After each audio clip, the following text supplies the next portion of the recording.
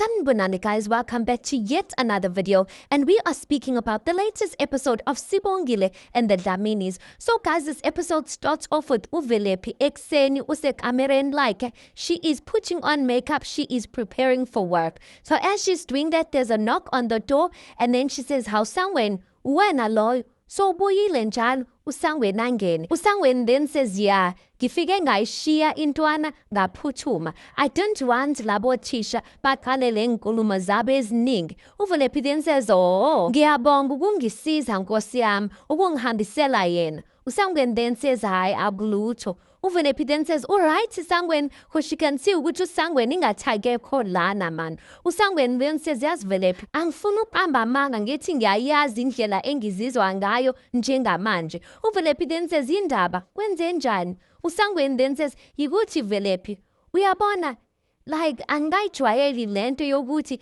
mengidlula laphana ekhaya ngiyodropha umanqoba ecrash ngidlule ingathi akukaze kwabasekhaya laphayana, ingathi ngumuzi engingawazi. Kuningi okuhle that happened kulela gxeke, futhi bengiphosa amehlo ami khona konke kuyabuya ingathi everything happened izolo, bese kuba bukhuni ukuthi konke lokho kushabalele ngenxa yaleya ntombazana." uVelephi then says, "Yeah, khona kunzima, angifuni uqamba amanga. It's such a shame ukuthi ubaba usambozeke amehlo. He can't see past his love for her.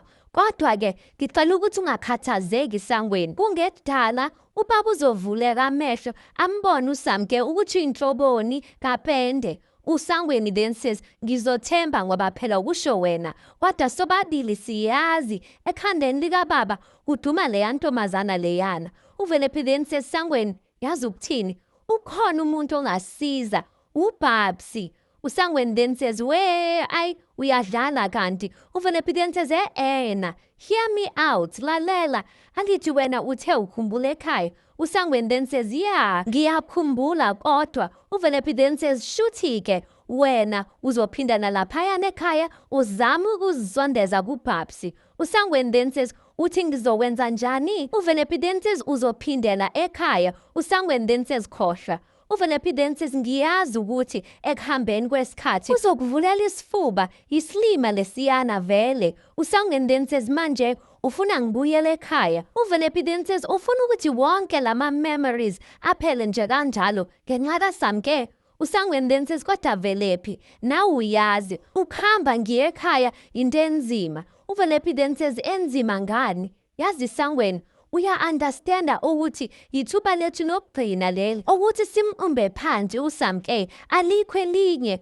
Uma singaliyeka leli thuba leli lidlule, shithi asivele samkele sikhohle ukuthi vele impilo zethu lezi." uSangweni then says, "Angazi mfethu." uVelephi then says, "Ayikho into ongayazi lana. Uzophindela ekhaya wena, angithi uthe ukhumbula ekhaya uzophindela khona uzame ukuthi." uSangweni then says, "Alright ke, alright." uVelephi then says, "Yeah." uSangweni then says, "Kodwa mfethu, this is the last time we are trying." uVelephi then says, "Good, I'm happy uvumile. Ufike laphayana ufocuse ke." And then the scene just ends like that. Guys, uVelephi hey guys, they are trying uSamke again. uVelephi akasifundanga isifundo ukuthi messing with uSamke is not a good idea. uSamke almost got umanqoba taken away from her. Yena usayizama futhi. All the best to her. Anyway, next scene we see uThina, guys. She is listening to a voicemail kaPhakamani. uPhakamani is like, "Hawu mpentshisi, ngiyakhumbula sithandwa sami. Yebo sihlukene, kodwa ngiyakhumbula." She just pours herself a glass of wine and uKwenzo walks in. uKwenzo then says, "Thina, singakhuluma." uThina then says, "Yeah, ayikho inkinga." uKwenzo then says, "Ngidinga usizo ngoNomalanga." uThina then says, "Hayi ngeke Kwenzo, angifuni nje ukuzingena uzifaka kuleyo." uKwenzo then says, kahle bo, awukwazi ukuthi ungayingeni noma ufuna ukuthi ngikukhumbuze indima owayidlala kuyo yonke lento." uThina then says, "Kulungile, kwenzakalani?" uKwenzo then says, "uNomalanga namanje usacabanga ukuthi ingane isa-exista and ingenxa yezenzo zakho akasathathi kahle. uzomela ukuthi ukhulume naye, ngiyacela. And then the scene just ends like that. Next scene ke we see uWenzeni ubusy ngeincwadi zakhe zesikolo when her crush walks in, uPhilani. So when uPhilani enters the lounge where uWenzeni is sitting, he then says Wenzeni. uWenzeni looks up, she sees uPhilani, she starts packing incwadi zakhe. uPhilani then says, please, angizelanga uzolwa nawe. Kodwa ke, I'm just here to congratulate you. He gives her guys a box of strawberries. uWenzeni then says, yini manje le? uPhilani then says, they are for your good hard work on your speech. Wenze umsebenzi omuhle. uWenzeni then says, yazi ngiyawathanda ama-strawberries. She's busy smiling there. uPhilani then says, ngempela, bengazi ukuthi uzowathanda. Futhi ke, I remembered. uWenzeni is like, ngempela. uPhilani then says, phela, that's what makes me one of the best or Durban's best tutors. Ngiyaziqhenya ngawe. Ngiyathamba ukuthi nawe ke, you are proud of yourself because you did good. uWenzeni then says, empelweni, I wouldn't have done it without you. uPhilani then says, I'm glad I could help. He passes her a gift bag, you guys. uWenzeni then says, ngiyabonga. Guys, it looks like lo Philani wakhona angithi was not interested in uWenzeni. All of a sudden now it looks like when uWenzeni is no longer showing an interest in him, he is starting to have a crush on her. Yazu life. Anyway, next scene we see uSibongile usesikolweni. She is sitting there by the cafeteria area. She's on the phone or speaking on a phone call speaking no Baba uVuma. She then says, ngiyabonga baba. Hulileka, yabona manje onke kuzohamba kahle. Mina nje okwami ukuthi nginake imfundo zami ngikhohlwe yizinto eziningi. Shuthi ke sengizokufonela ke mokukhona into engiyidingayo. Ngiyakuthanda mina baba. And then uWenzo shows up, uSibongile hangs up the phone. uWenzo then says sawubona. uSibongile just looks at uWenzo. Remember, she's still angry at him about this whole Nomalanga thing. She just keeps quiet. uSikwenzo then says, ngingahlala phansi. Avedana zihlalele phansi because uSibongile is zibaring him. He then says, unjani ke? Uyaphila. uSibongile continues keeping quiet. uWenzo then says, Sibongile, lalela. Ngiyaxolisa, okay? Yukuthi uNomalanga, as he's saying that uSibongile zakwenzo, angihlangene nendaba kaNomalanga. Angihlangene. Kwenzo, ngikhathele ukulwa nawe. Angisafuni. Ngiyacela bandla, xana ukuthi siqhubekele phambili ngempilo zethu, sikhohlwe nje ngalento yonke. uKwenza then says, yeah, sure. Singaqhubekeka phambili. This was also stressing me out as well. uSibongile then says, siyafana ke lapho. Kodwa ke, indaba ezimnandi, la esikoleni bathi ngingabuya. uKwenza like, what? Ngempela? uSibongile like, yonke into isilungile. uKwenza like, what? Uyakhuluma ke manje. They hug, you guys. uSibongile then says, shuthi ke, ngiyacela. Enjoy this moment and forget the rest of the things. uKwenza then says, yeah, for sure. That's great news, Sibongile. uSibongile then says, awazi ukuthi ngijabule kanjani. uKwenza like, wow. uSibongile is like, ekugcineni. uKwenza is like, finally. And then the scene just ends like that. Next scene, we see uNomalanga uhleli, guys. She is sitting by the beach, just watching the waves when uGcina comes and sits next to her. When uNoma sees uGcina sitting down, she's like, uGcina then says, yes, bengithemba ukuthi ngizokufika lana. uNoma then says, ufunani lana? uGcina then says, ukwenza ukhathazekile ngawe Noma. uNoma then says, hayi bo, ungangitsheli nje ngalowo. uKwenza ungibizele udokotela engamazi ukuthi angithathe. Had I not put up a fight, God knows where I'd be now.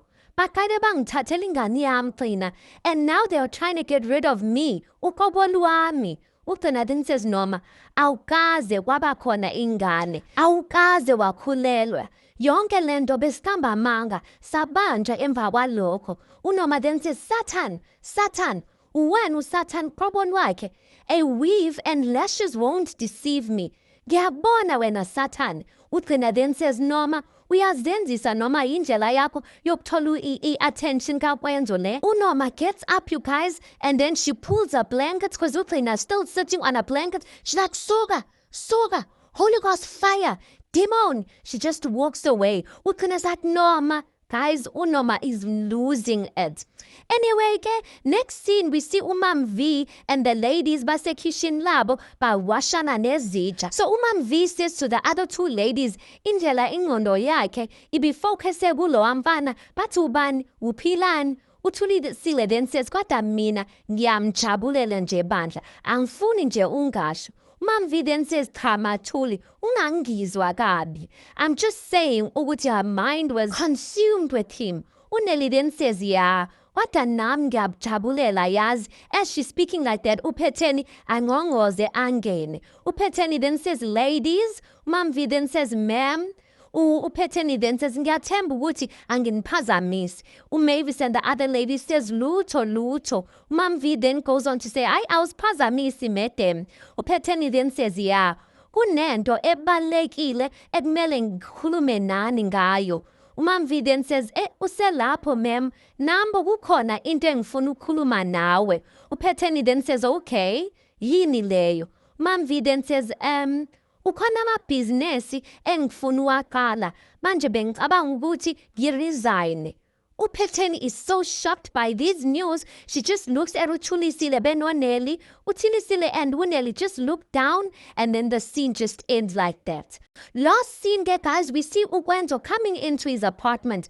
As he's getting in, there's a black box on the couch. So he goes to the couch, he sits down. He's wondering ukuthi hayibo. And then this box, megavula box, guys, unonodoli laphayana, unesphambano laphayana, uKwenzo, the way he jumps, guys, ayijulele phansi, he jumps on top of the couch screaming. He's like, Nomalanga. He checks the corners of the house, guys, ukuthi is Nomalanga in the house. The way he is so scared. Guys, that doll looks like those voodoo dolls, the ones where they stab and they call people's names, the one they use for witchcraft, nje. uKwenzo, the way he's so frightened, he takes his phone, afonela uVusi. He then says, Vusi, ngiyacela uze lana endlini, ngiyaphuthuma. And then he just runs out of the apartment and the scene ends like that. Guys, uNoma, it looks like she's not going to go down without a fight for uKwenzo and the life that they had. Anyway, let's park it right there because that's where the episode ends. You tell me your thoughts on this. Please do make sure you like the video. Please do subscribe. It is absolutely for free of charge. And I'll see you guys in the next one.